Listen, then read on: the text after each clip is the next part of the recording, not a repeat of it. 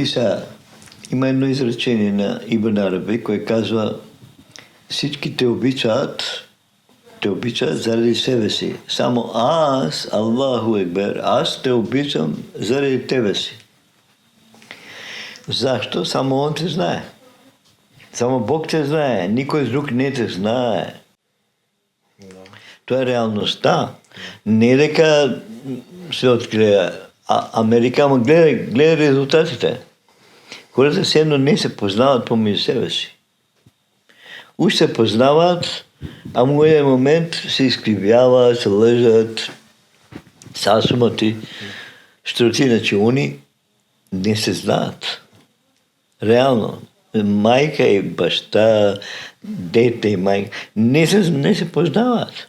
Не знаят кой се.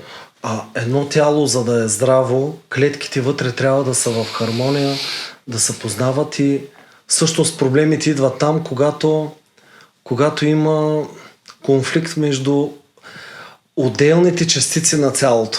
Да. Винаги конфликтът почва в нас и се манифестира навънка. Обаче всички тези конфликти, ще ги гледаме, войни, навънка случки, нещастни, трябва да рече. То всичко е всъщност нещо, което ние излъчваме. Да, го излъчваме. Хората, всички хора заедно, ние го прожектираме този филм, нали? И тия нещастия, и това ки се случи, и ова ки се случи, и Тръмп така, и овой Путин е такъв. Мислям, всичко, което го мислят хората, да мислят, това са милиарди, да не е един човек да го мисли. И всички тия мисли, емоции сега на едно отделно ниво съществуват и тия го правят цялото това напрежение, разбираш, точно си ги видел хората в съня напрегнати. То е заради това. Ситуацията сега в света е доста сериозна. И сега според мен зато се дават някои какво да им се даде на хората един знак. Така трябва да всеки да се концентрира на мир в себе си и да спре да очаква от другите хора да го направят щастлив. А да почне он първо да дава мир. Он да излъчва щастие. От тебе да почне мирът. Ти си изворът на спокойствие. Ти трябва да станеш извор на спокойствие за овой свет, за близките, за далечните. И кога всеки работи на себе, го причиства своето сърце, шири мир, любов, състрадание. И всичко това обаче е свързано с фокуса на вниманието. Точно. Къде даваш енергията си? Точно, да. Зато несъмнено ми е това близко, защото не бе много години ученик на средчин момент, 10 години.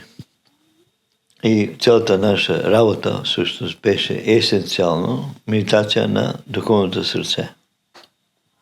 Целият фокус е да си в сърцето.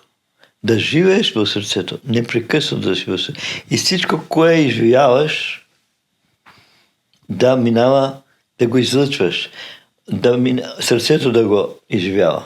Да го изживяваш през сърце. Ако има среща с някой човек, сърцата да се срещнат.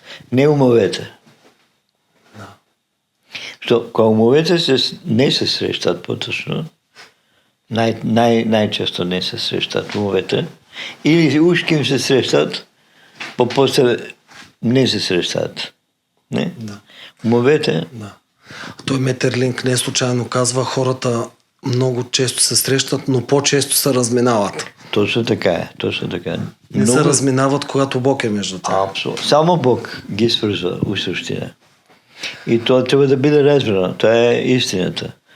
Дека в същина ние нямаме друго единство, него единството в възлюбения.